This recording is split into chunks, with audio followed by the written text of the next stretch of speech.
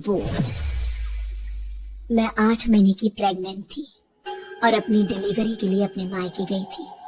माँ ने मुझे फोन पर बताया, घर के पीछे की तरफ जो खाली जमीन थी ना, वहाँ पर एक नया कमरा बनवा लिया है। इतने सालों के बाद जैसे ही अपने घर में कदम रखा, कुछ अलग सा लगा। माँ, ये घर के पीछे की तरफ नया कमरा बनवाने की क्या जरूरत थी? अरे बेटा, घर के पीछे दूर दूर तक खाली जमीन है। तेरे पापा को कई दिनों से लग रहा था कि यहाँ पर एक कमरा बनवा लेंगे तो ताजा हवा मिल जाया करेगी। अब तो ये सब छोड़ और चल जल्दी से दूध पी ले। माँ, मैं थोड़ी देर में पी लूंगी, आप सो जाओ। मैंने दूध का गिलास उठाकर उस खिड़की में रख दिया। पता नहीं कब आंख लगी। अचानक से खिड़की के पल्लों के खड़कने की तेज आवाज आई। दूध का गिलास धड़ाम से जमीन पर आ गिरा। जमीन पर गिरते ही दूध का रंग लाल हो चुका था। मैंने खिड़की से झांक कर बाहर देखा। चारों तरफ धुप अंधेरा था। उस अंधेरे की तरफ से कुछ आवाजें आ रही थी, जैसे छोटे बच्चे आपस में खिलखिलाकर मस्ती कर रहे हो।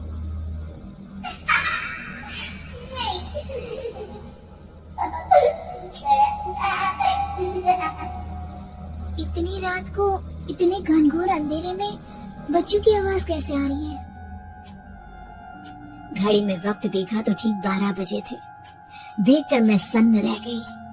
बुरी आत्मा और भूतों की कई कहानियां मैं सुन चुकी थी। वक्त भी कुछ ऐसा ही था। ऊपर से मैं प्रेग्नेंट।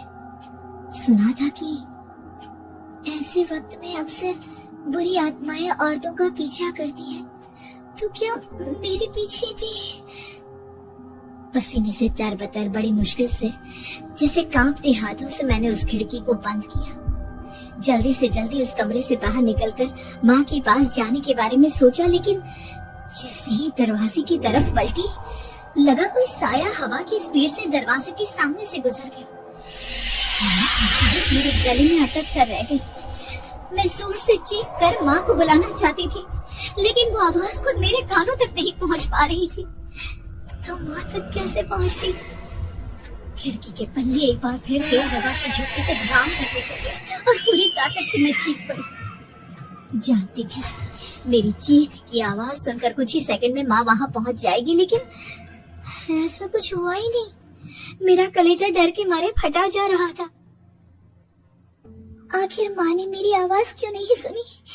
इतनी गहरी नींद में तो माँ कभी नहीं सोती। ठीक पीछे खुली हुई वो खिड़की। मुझ में इतनी ताकत नहीं बची थी कि मैं पलटकर उस तरफ देख भी सकूं। हवा का एक सनसनाता हुआ झोंका उसी वक्त मेरे कानों से आकर टकराया। लगा जैसे किसी ने दबी हुई आवाज में धीरे से मुझसे कहा, चली जाओ यहाँ से। मैंने दोनों हाथ अपने कानों पर रख लिए और एक बार फिर ताकत लगाकर जोर से चीखने की कोशिश की। माँ! पापा! मेरी आवाज उस कमरे की दीवारों से टकराकर वापस मुझे ही सुनाई दे रही थी। जितनी ताकत के साथ मैंने चीखने की कोशिश की थी, कुछ ही देर बाद उससे कहीं ज्यादा तेज और दर्दनाक चीख मुझे सुनाई देने लगी। ये आवाज ठीक मेरे पीछे खिड़की से आ रही थी। वो आवाज मेरे कानों में पिघलते हुए लोहे की तरह गिर रही थी।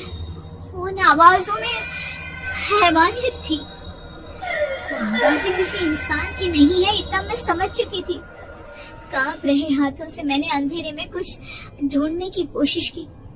तभी अचानक मेरा हाथ बेड पर रखी टॉर्च पर पड़ा। किसी तरह ताकत लगाकर टॉर्च का बटन ऑन किया, लेकिन ये क्या? सामने दरवाजे पर 3 छोटी लड़कियां खड़ी हुई थी। उनके हाथ में स्टील के चमचमाते हुए चाकू थे। मैं घबराकर लड़खड़ाई और पीछे की तरफ हटी, लेकिन तब तक वो मेरे पास आ चुकी थी। उनकी गर्दन टेढ़ी थी और उनके हाथों के वो चाकू मेरे पेट को निशाना बनाने को तैयार। मैं जोर से चीखी, नहीं, छोड़ दो मेरे बच्चे को, मत मारो, मत मारो, छोड़ दो मेरे बच्चे को। सोनाली, सोनाली, क्या हुआ बेटा? तू इतनी डरी हुई क्यों है? उठ बेटा, क्या हुआ? हड़बड़ाकर मैंने अपनी आंखें खोली। देखा तो दिन निकल आया था। माँ मुझे जगा रही थी। मेरा चेहरा पूरा पसीने से लथपथ था। क्या हुआ बेटा, तुमने कोई बुरा सपना देखा क्या? मैं अभी तक अपने पूरे होश में नहीं थी। वो मेरे बच्चे को मार देगी माँ। वो लड़की मेरे बच्चे को। मैंने घबराकर अपने पेट को छुआ। सब कुछ ठीक था। और वो दूध जो रात को यहाँ पर गिर गया था, उसका रंग लाल हो गया था। माँ ने हंसते हुए दूध का गिलास मुझे दिखाया। तुमने दूध पिया ही नहीं, पूरा का पूरा ऐसे ही रखा हुआ है। तुमसे कहा था ना सोनाली, सेहत के लिए लापरवाही ठीक नहीं बेटा। लेकिन मैंने तो सब कुछ अपनी खुली आंखों से देखा था। ये सपना कैसे हो सकता है?